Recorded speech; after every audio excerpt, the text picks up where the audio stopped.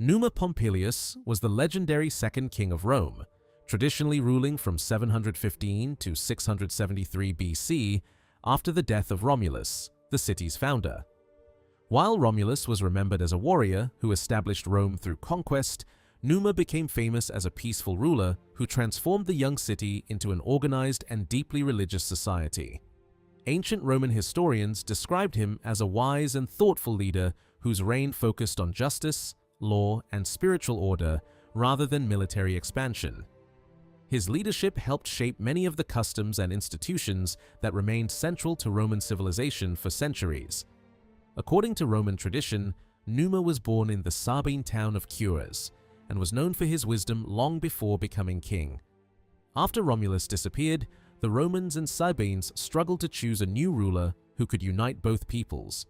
Numa was eventually selected because of his reputation for fairness and self-discipline. At first, he reportedly refused the crown, believing that governing Rome would be a difficult responsibility.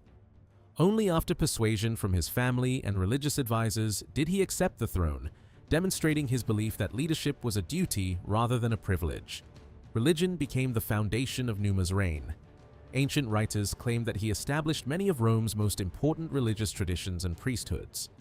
He organized the priestly colleges, including the pontifices, the flamines, and the vestal virgins, giving each group clear responsibilities in maintaining sacred rituals.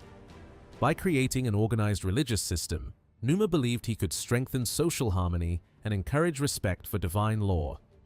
His reforms connected religion with government, making religious ceremonies an essential part of Roman public life. One of the most famous stories about Numa involves the nymph Egeria, who was said to meet him in a sacred grove and offer divine wisdom. According to legend, Egeria advised Numa on religious ceremonies, moral behavior, and the proper relationship between humans and the gods. Although modern historians generally consider this tale mythical, it reflected the Roman belief that Numa ruled with extraordinary wisdom inspired by divine guidance.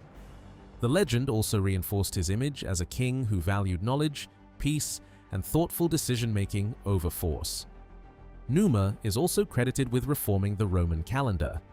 The earliest Roman calendar supposedly contained only 10 months, leaving part of the winter without official dates.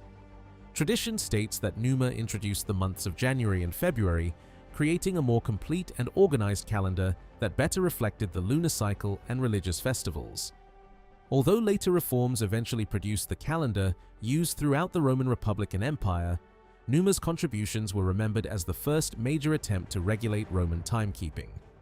Unlike many rulers of the ancient world, Numa avoided unnecessary wars. Roman historians emphasized that during his reign, the gates of the Temple of Janus remained closed, a powerful symbol that Rome was at peace.